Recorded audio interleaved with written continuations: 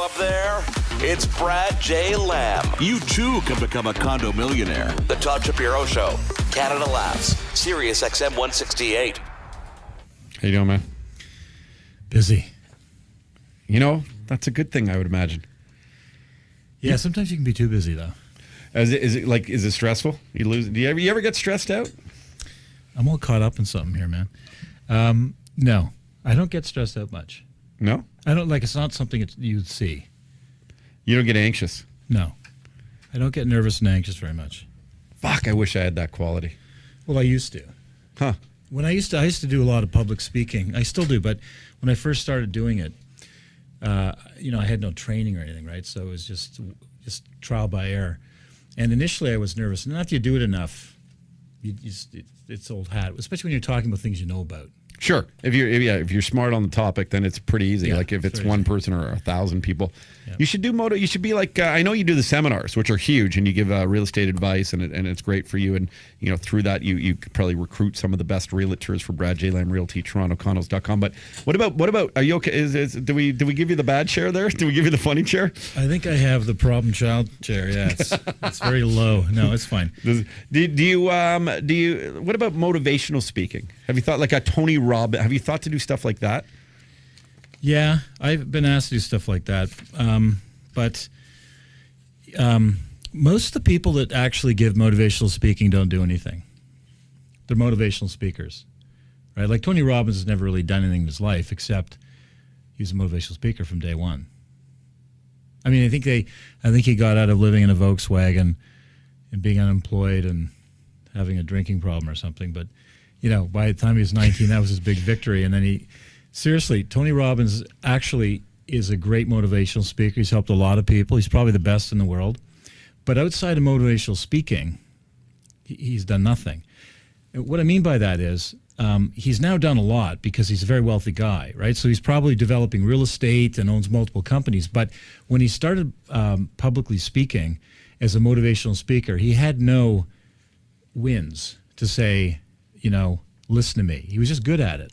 Right? Good-looking guy, striking, very conversational, very compelling. I mean, a lot of these... And enormous, too. And enormous. Yeah, he's a huge man. He's like 6'9" or 6'7". I didn't realize he's that fucking... He's like a wrestler. He actually has giganticism. No way. That's Yes, where you don't stop growing or something? Yeah, he's got... If you look at him, if you look at his hips and you look at his hands and his feet and his jaw, and he does. He has that. Not to the point where he'll die... he's also incredibly fit, incredibly fit. Like he's seriously eats the right food. He does yoga. He exercises like a maniac. So he's in very, very good shape. But he has that over-secreted pituitary, I think is what it is. And he's massive. And if you look at him in real life, you can see it. Have you met Tony Robbins? No, but I've seen him. You've seen him. See, okay. I don't go to motivational speaking engagements because I need zero motivation. I am so hyper fucking motivated about everything that, it would be dangerous to motivate me more. Well, you motivate me to do more. I swear to God, I'll go away from a conversation with you and I'll go home to my wife, or I'm like, I'm doing my best to go and make money. I'm going to go and take more chances. I'm going to use what little money I have to try and invest that into more money and continue to grow that, as opposed to just sit and talk about ideas. Although I'm still sitting and talking about many ideas. Although we're doing something together. We're doing, looks like we're doing the TIFF Lounge on the 45th floor of the Theatre Park building, which is right in the hub of where everything's happening. And we're starting to get that going and ramping up. And that's me sort of putting my mind in something and reaching out. And that looks like, it's coming to fruition. That's exciting for us. You're going to have so many naked supermodels and starlets just throwing their clothes off once they get in that place. It's insane. I'm telling you, the Theatre Park, by a mile, is the best piece of residential architecture in Canada. By a mile. There's nothing even close. And that apartment is 2,600 feet and 3 sides of glass. And any room you're in, your just jaw will drop. It's unfucking believable. Like the bedroom, you lie in a bed in the bedroom and you see the sunsets right in the corner. Most beautiful sunsets you could imagine. You see the lake, you see the airport, you could almost watch the baseball game. It's the southeast and west end of that building. You're going to love it. That's a $2.5 million apartment. It should be more, but that's what it's worth today. I'm super stoked, and I got a different perspective of how gorgeous that building was recently. I got a buddy who's at Gluskin Chef, which is is it like one of the big towers on Bay Street, Yeah. And it's sort of adjacent to Theater Park, which Theater Park is kind of like this gorgeous condominium residential home that's the tallest building in a certain area. It's kind of away from all that financial stuff where they have the tall. So I took a picture they were on the 51st floor, and I was like, I could not believe actually how striking it is. I'll show you the picture. It's unbelievable. So it is good. I can't wait for that. And we're gonna there's all these gifting lounges around this time, but I know once we get the celebrities and the influencers and the guests of the program come up there, it's that's my permanent home now, Brad. Sell your house, move in there. No, I don't think I can afford it no matter what. My wife would have to do stuff on the side, and that's I probably shouldn't even say that, or I won't have a wife, Jay. What kind of stuff? Hey, what are we talking about here? Yeah, just because she's my mail order bride. But I know. Good to have Brad in studio, and with the Olympics were going on recently. Did you like the running? Did you like this Andre DeGrasse kid? Yeah, I think I started reading about him about a year ago. He kind of a little bit came out of nowhere about a year ago, running for I think UCLA or USC on the track team, and he started hitting his phenomenal sub 10 times, right? And went pro maybe 3 months after that article. Ran the Pan Am Games, did really well. I think he got gold in both the 100 and 200. I'm not sure about the relay. They probably got gold in the relay too. Did they at the Pan Am Games? I don't recall, to be honest. I don't know. Anyways, to win three medals in the Olympics is unbelievable. To win 3 medals in sprinting is like they run a lot of heats. That's a tough sport.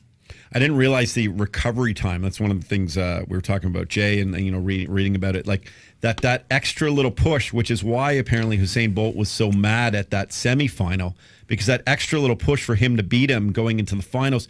It's like that recovery going into the final race, like sets you back a great deal. Sure.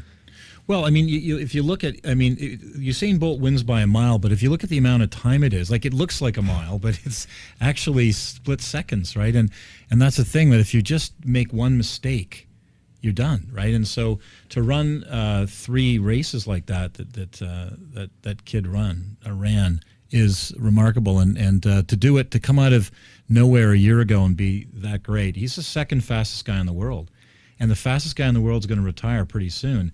He keeps improving. He'll be the fastest guy in the world for the next 6 or 8 years. I mean, if you look at the American team, you look at the Jamaican team, there's really nobody that you saw there. Anyway, there was nobody in all of those racers, the hundreds of guys, there was nobody there that's going to hold a candle to him.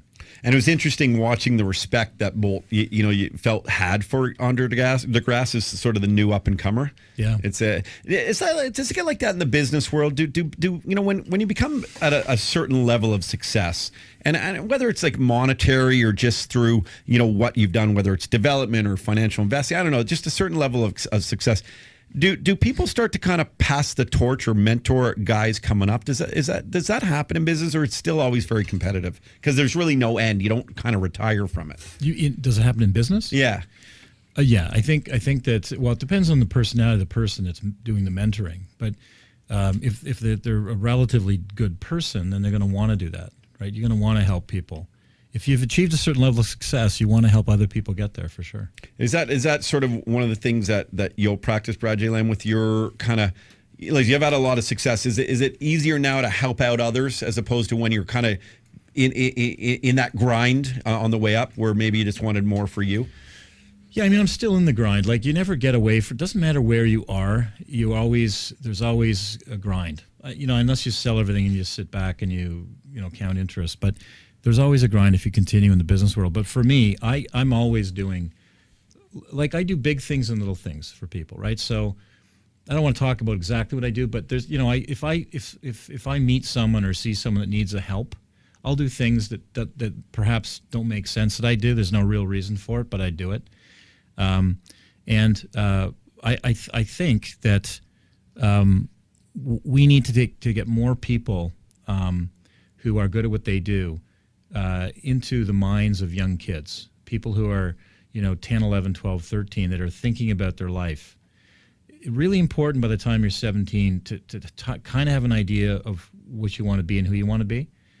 Because if when you get into university, if you waste 5 years of university, 4 years of university, you'll be $50,000-$60,000 in debt. And that will take you 15 years of your life to pay off without doing anything else. You can maybe live a little bit, but you're going to have to pay off that money, and that takes 15 years. I mean, all kinds of people that have huge debt like that. And if you could get to them at an earlier age, and so they could see, talk to a lawyer, and actually go to their office and go to a courtroom and really see what the life is like, right? Whether you'd like it or not. Maybe talk to an airline pilot, an electrician. Great job. Electricians make $100,000 a year or more. Plumbers make great money. Real estate agents, real estate developers, doctors, all these people I think young people should be mentored by. And I'm not aware of an organized mentoring program. I know there's Big Brothers and stuff like that, but that doesn't necessarily mean you know anything if you're a big brother. You're just offering to be a big brother to someone, and that's important too. But I'm talking about helping people understand how life works, how money works, how borrowing works, how credit cards work, how employing people works, how being a boss works, how you do that, and helping people understand that. And then they can kind of figure out who they want to be, and not waste. Because, when I went to university, my tuition was like $1,000 a year. I saved $2,000. My dad gave me $2,000, and I went to Queens Engineering for 4 years, $4,000 a year, and I had tons of money. I could get drunk every night. Yeah. I didn't, but I could have. Okay. You also had some fun in those bars once in a while. I sure did. But today, it's $20,000. So it's $80,000 to go through university the way I did, and it was like $16,000 then. I could get a summer job and pay for half my way. You can't do that now.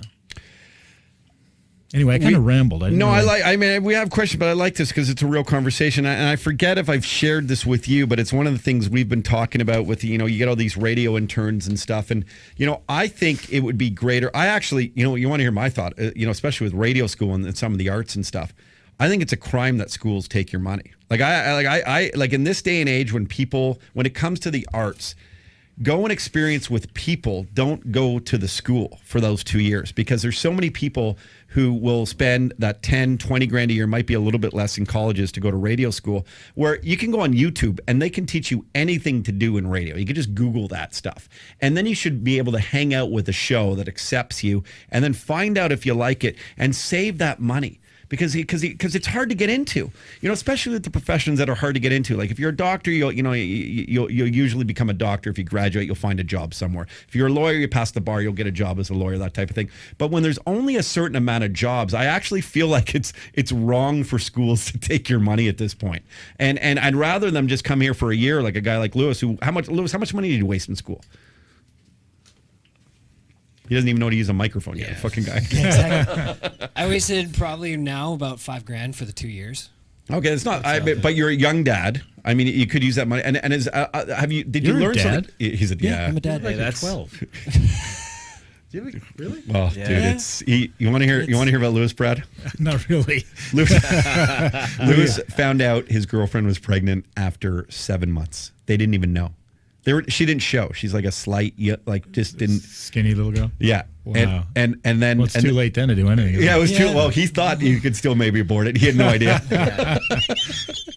Too much time studying. Huh? Yeah. Exactly.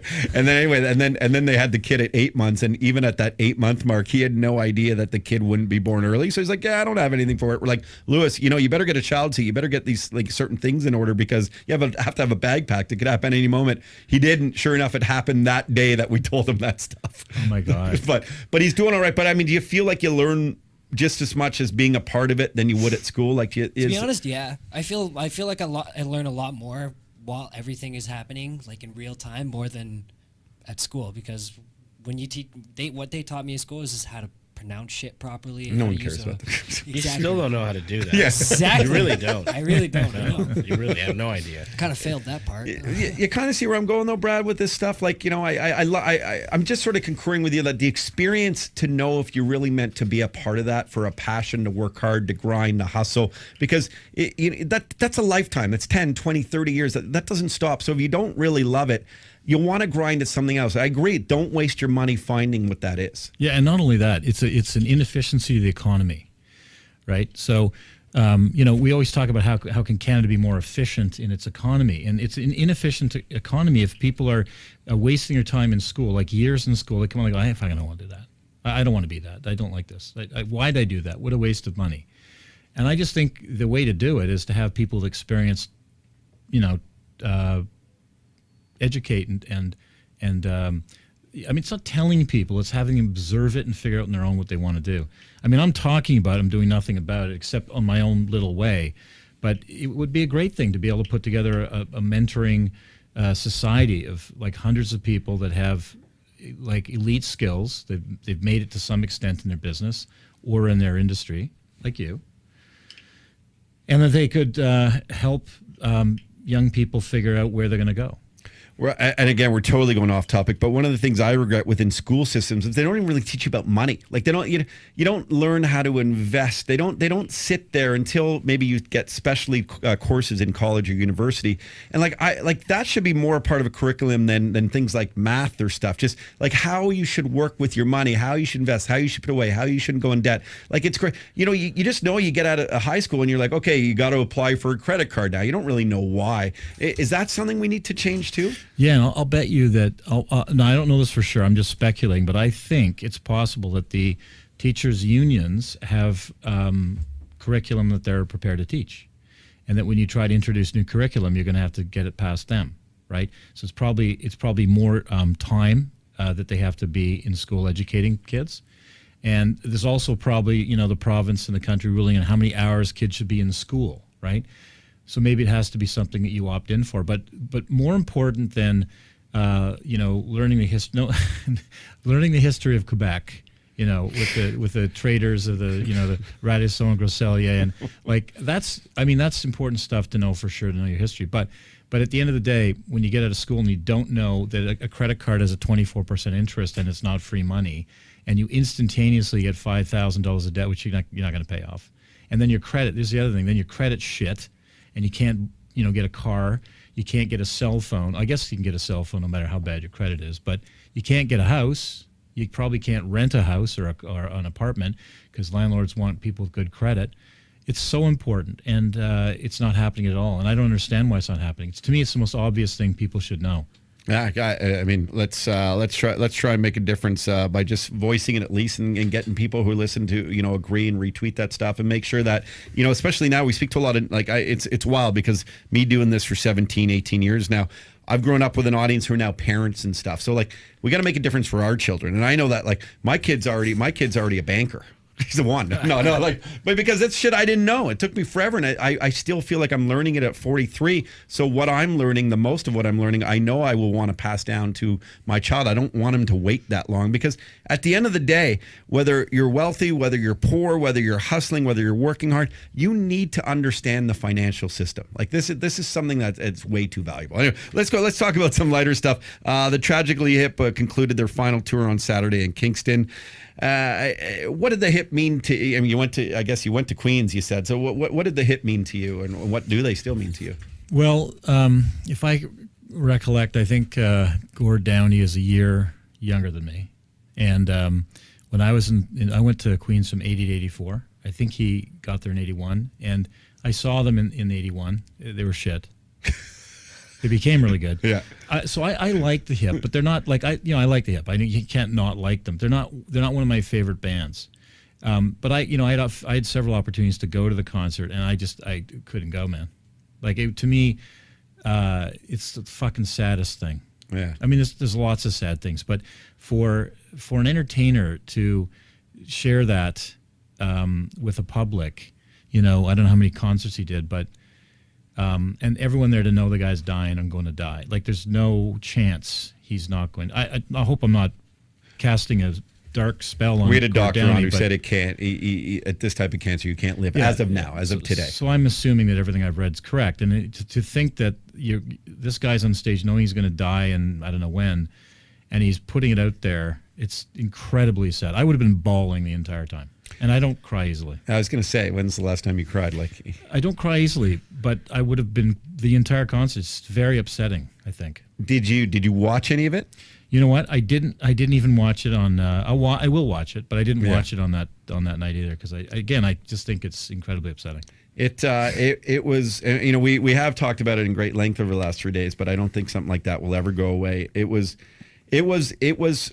a moment that you just know that when there's 12 million people watching it, and more so later, or more hearing about it or talking about it in conversations and stuff, it was so remarkable.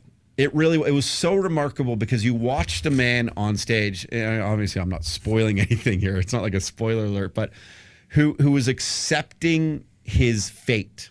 You watched a man who was like, I know I'm going to die, but what I'm going to do is I'm going to show every single person in Canada that when you get to this point, you go in and whether it's heaven or hell or whatever, you go in like balls to the wall. You know, like you go in with the confidence that you made a difference in this world and that you're going to accept it and be confident that you're going to deal with whatever that next life is, if there is one, the same way you tackled this one. And it was very motivating. You know, you talk about the Tony Robbins earlier. So there was nothing more motivational than me than seeing him on stage, accepting his feat, knowing he's going to take that next life, and you know, just as competitive as he was, and driven as he was, and poetic as he was, and it was beautiful. I don't know. Did that make sense? I'm sure it was beautiful. Did you cry? I did, and I cried because I was watching it on an '89 tube TV at a cottage. I was like, okay. I was like, damn, this would have been cool in HD. But no, I actually kind of liked the nostalgic for me because I liked the Hip. Again, they weren't my favorite band either, but I was fascinated by knowing, like, literally every song they sang by all their words. Like, and I don't know that with every band. You forget sometimes. Yeah. And I was watching with my mom and actually like my family. I even woke up Sawyer just to be like, hey, you're gonna watch a bit of this. You'll never remember it, but at least you know that you could be a part of this. Yeah. And it was very emotional. And that'll never happen again. Nothing like that, right? No. So crazy how it they basically closed down Kingston. Because I had two guys that are friends of mine that went there for the final show. And the cops said, you can really do anything you want. We're just good with it. It was like 30,000 people. It's a tiny town, right? Is that it? No, there were 30,000 people. So there was 7,000 at the show. Yeah. There was about 25,000 people on the streets, and they had a big TV, and it was a live concert on the television downtown. Or not a television, it was a screen. And but, you know, they were very tolerant of everything that would happen, the partying and the whatever. And when does a city close down for a concert like that? It's pretty remarkable. Did your buddies have a great time? Amazing time. Like one guy was just cried the entire time. And he actually went to 4 shows. He really loved the Hip. But it really says what kind of band this is and what kind of guy that guy is, right? That the city would shut down for that final concert. It says a lot about who he is. Yeah, I mean, listen, he's Canadian at its best, right? He's just a good guy, hardworking, a beautiful soul, really a beautiful soul. Your cars. I'm always fascinated by your cars. So, like, you just have a great car collection. You know, you're a lucky guy. Like, I don't have a collection. No, well, you have some cars. You have nice cars. Do you have the new Tesla Model S? Is that one that's on your radar? Yeah, I think electric cars. The Tesla's a nice car for sure. And the only problem is that it's hard to drive outside of the city because of charging stations. Right? They're not. It's not there yet. But for sure, the future of cars. So a lot of people think, I heard a funny story, and I forget who it was. I know, it was, he's a journalist now. He's a former head of Encana, Gwyn Morgan. And he told a story how he was in Hawaii, and the resort picked him up in a Tesla, the 5-door, I think it's S or L or whatever the fuck it's called. Anyway, it's a beautiful car. And the guy was saying, I'm so proud. I'm driving this green car. And I'm, taking care of the environment, and this is so amazing. And Gwyn Morgan's a smart guy, and he's like, "That's nice, yeah, that's great." So how is this car powered? He goes, "Well, it's powered by electricity." He goes, "Yeah." And how is electricity generated in the island of Hawaii? He goes, "Well, it's I don't know." He says, "Well, it's now I'm trying to remember if it's oil fired or coal fired, but it's one of the two. It's an incredibly fucking dirty way to generate electricity." Far worse than driving a gas car. Yes, far worse. Okay, how ironic. Yeah, yeah. So it's just interesting that people think electric cars are great, but they don't think about how electricity is generated. So if you're pumping out coal to generate electricity, if that's a local source of power, you are doing nobody any good driving an electric car. So we got to change the bigger problem first. We have to change how electricity is generated. But I do think that electric cars are the future because of robotics that will take over human driving. I think that in very short order, there'll be 5 companies that dominate the car industry, and they probably won't be General Motors and Ford and those companies. Uber will be one of them. Well, Uber might be one of them, but for sure Google and Apple and Microsoft and Tesla will be in it. And, maybe Fiat Chrysler is a very smart man running that business. But the GM and Ford, their cars are shit. They can't figure out how to build a good car. Sorry, anyone who works there, but your cars are shit. And, so ultimately what's going to happen is you're going to sit in the back of a little bubble, and you're going to either type in or probably just say where you want to go, and it's going to take you there safely in the fastest route possible with no taxi driver, so the cost, and electric cars have zero maintenance, right? They're very easy to maintain. So the cost of delivering you in a rent-a-car like a taxi will be a fraction of what it is today, and that's the way everyone's going to drive. No one will drive anymore. When you come on the show, what I love is, because I'm so theater of the mind, I start to picture these things like this world that you envision and sort of with at least your building development make happen, which is really cool. And it is wild to think that that's what it will be. The way right now we have someone on Uber come and pick us up, that'll just be a car. That you'll just slide into a car and it's going to get you there, and you can go about your day doing your business. We're becoming so part of just a system. Is that a scary thought to you, where we're almost robotic ourselves at that point? Yeah, it is, because there's a lot of freedom in being on the road, right? It's going to be taken away from humans. The government, I believe that we have so many problems with global warming and the finiteness of resources that I think a lot of things are just going to be imposed on us, and we're going to put up with it because there won't be any options. And I think one of those things is you won't own a car. You'll be able to order better cars. So if you want to drive in a more luxurious Rolls-Royce taxi, it's going to be electric and it might be really comfy, but you will not be driving cars. I don't think we'll be driving cars 15 years from now. I mean, maybe in back roads you'll have you see it in sci-fi movies where some guy has an old Corvette under, in a barn, and he's got some old petrol somewhere and he loads it up and races with his new girlfriend or something. But I think that we're all it's a brave new world, man. It's like 1984, all those books that were written 30, 40, 50 years ago by smart guys that sat back and they probably smoked a ton of weed or did a lot of LSD or something, and they just dreamt of the future. And a lot of the stuff that they envisioned is happening now, and we're going to have a lot of things like cameras everywhere. Your cell phone will track you everywhere you go. Everything you do will be tracked. Everything you spend, everywhere you go. You will no longer have cash. Your phone or some other device will be your source of money, and everything you do will be tracked. You'll have zero freedoms in that way. You won't be able to drive a car. Mass transit will be like the most flexible thing you'll have is being able to get in a taxi. That will be robotic, but most people will have to move around in public transit, super cramped public transit.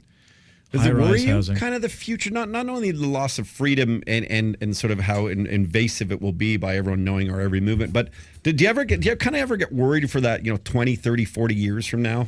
Yeah, I think that the issue for me is that you're going to have less independence and freedom of thought and ability to make your own decisions. They'll be made for you, and you might have more free time, but what are you going to do with that free time?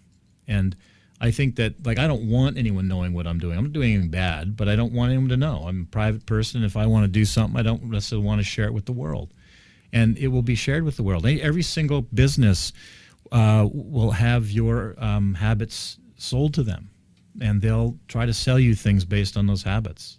Wow. Brad J. Lamb hanging out with us, TorontoCondos.com. I was going to ask you about the speed of the 0 to 60 in 2.5 seconds of the Tesla. That's fast. That's amazing. Crazy fast. But is that faster than the Porsche and Ferrari? Oh yeah. Really? Electric cars are, infinitely not infinitely, but several times faster than. You cannot compete with an electric motor. Do you know why that is? I don't even Well, the acceleration is right away. Like if you ever look at an electric motor, you can get it up to speed in no time, right? It's right up to full speed. It's just a different way of powering. We spoke to what was it, Chris Pfaff from Porsche, and he said Porsche. I didn't realize he was coming out with an electric Porsche or something like in the next year or something. Every car company, everybody's going to have it. It's the They got future. it. It's the future. It's where it is. No one will be buying gas cars in 15 years. No way. All right. Well, I'm just gonna drive my shit GM Jeep and go on the back roads and avoid everyone. That's what I still think I want to do. The Economist just released an article naming the top 10 livable cities in the world. 3 are right here in Canada. It speaks pretty great volumes to what this country, doesn't it? It does, because we don't have a lot of towns that you'd classify as cities. There's maybe 12. Right, so a quarter of our cities in excess of, say, 600,000 people are considered 3 of the top 10, and that's because this is the best fucking country by a mile to live in, and there's a lineup of people who want to get here. And if you wonder why Vancouver and Toronto prices are high, that's why. And I'll tell you that Calgary prices right now are low because they're going through a terrible recession because of oil prices. Buy in Calgary if you're an investor. Buy in Calgary, you're going to make a boatload of money. It'll come back unbelievably better than you could imagine. Prior to this happening, prices in Calgary were higher than prices in Toronto. Wow. Yep. So what? So like, say a condo or a home there at about 1.3 million would have been like that way. 2 years ago when before this is sort of oil bust right now. What could something like that go for now for an investor? Do you think? Well, I would say that prices have probably fallen an existing stock about 10 or 15%, something like that. Sorry, Jay? I want to ask you a question about a different Canadian market. Montreal. We were in Montreal a couple of weeks ago for Just for Laughs, and I've always noticed Montreal is such a cool modern city, but for some reason the real estate prices there have always been low in comparison to other big cities in Canada. Why is that? Because Montrealers want to fuck, smoke, go out for dinner, and drink booze. Yeah. They don't want to work. That's what it is? Really? Oh, the economy, the Quebec. I'm going to get slaughtered. That's the greatest response of all time. Yeah. I'm going to get slaughtered by people in Quebec. Quebec's also a socialist province. Yeah. I mean, I think it is. Listen, the Landlord and Tenant Act in Montreal is so slanted wildly in favor of the tenant. People don't buy. So there's very little demand to buy housing. I mean, listen, it's not very little demand compared to Toronto or, listen, Montreal prices are lower than Ottawa. They're lower than Edmonton. They're lower than Hamilton. Really? Yeah. Yes. Is it worth it for people to invest there to rent out or no? Listen, I bought 25 condos in Montreal from, I did 2 towers or 2 mid-rise buildings in Montreal. I bought a few in that project. But I bought between, 2002 to 2013, I bought, I'd go there so I'd buy a couple units. And I had a ton of units. The rent never goes up. Well, you raise the rent in Montreal from $1,000 to $1,001. The tenant's like, I'm getting out of here. Like, there's no ability to raise rent. And if a tenant doesn't pay rent, getting him out of there is brutal in Montreal. Brutal. The units went up in value over. I made some good money on a few of them, but by and large, you're looking at like 2% a year if you're lucky, and it takes forever to sell. Like, it's just a shit real estate market. But if you live in Montreal and you have a job there, you can buy a nice property. You can buy great income property there too. You can get a 5 and 6 cap rate all day long, but you got to collect the money from the tenants. What does that mean? I don't even know what that means. So cap rate's just a way of measuring the rent over. So basically, cap rate is the net rent divided by the price.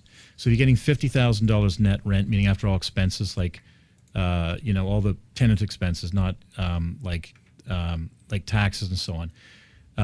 The net rent divided by the purchase price. If it's 5, so 50,000 divided by a million would be 5 or 0.05. That's a 5 cap rate.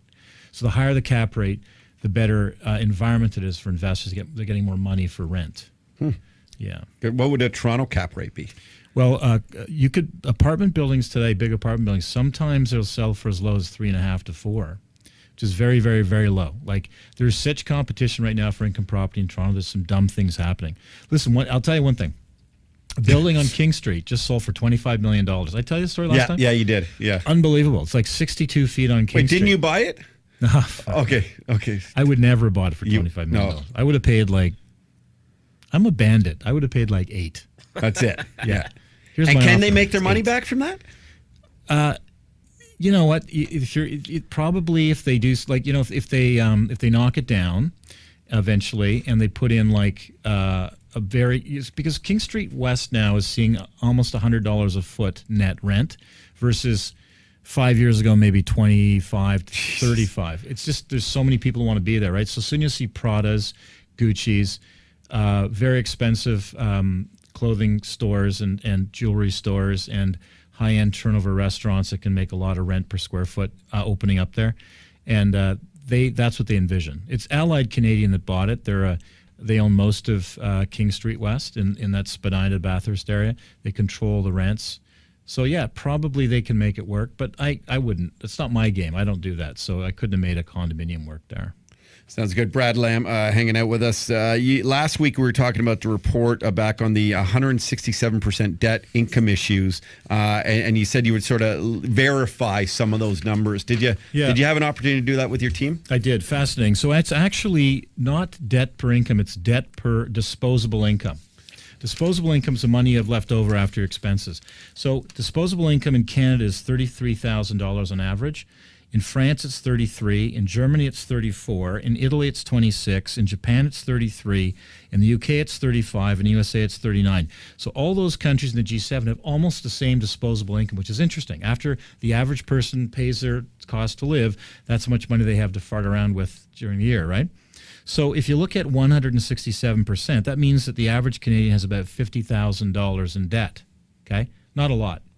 If you were to buy a condominium and borrow $200,000, 200 divided by 33,000 is like 600%. So what I said last week goes is that when you're if you have $50,000 in credit card debt and car debt and education debt, that's a lot of debt. But if you have none of that and a $200,000 loan on a home, it's the same thing as paying rent, so you're not worse off. But here's the thing I said I'd check into: home ownership rates. Okay, Canada, 70% of Canadians own their own home. In Toronto, 70% of Torontonians own their own home. It's higher in Canada. In France, in Paris, 45% own their own home. In Germany and Berlin, 10% own their own home. In Japan, in Tokyo, 45% of people own their own home. And in the UK, 52% in London own their own home. And in the USA, in LA and New York City, only 49% of people own their own home. So Torontonians have, so the biggest debt problem would be looked, I would say probably people think Toronto or Vancouver. Let's look at Toronto.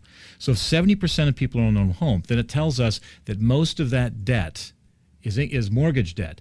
And in a place like Berlin, where only 10% of people own their That's home, real fucking debt. most of it is real debt, right? Yeah. So do Canadians really have a problem when 35% more Canadians own their home than in Paris, Berlin, Tokyo, London, LA, or New York City? I say no, right? So I'm going to do more research here and have some more numbers next time on the show. But the bottom line is our economists have it wrong. Canadians do not have a problem with debt. They absolutely do not. I would say that if you want to know who has a problem with debt, it would be people in Berlin who own 10%. 10% of those people own their homes. Or that country Montreal.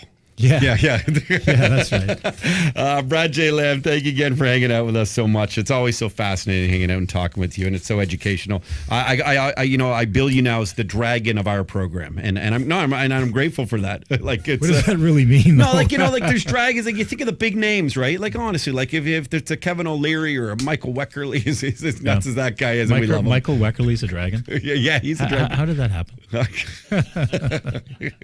did that happen? He's got great flashy suits. He does. Cravats and suits and lots of running shoes. Yes, he does. But and you give us your time, and to me, that's I'm grateful for it. Go to torontocondos.com and look for seminars coming. Do you have one coming up soon by any chance? No. Okay. So if you have time for them, we'll make sure we let people know. The Todd Shapiro Show. Canada Laughs. Sirius XM 168.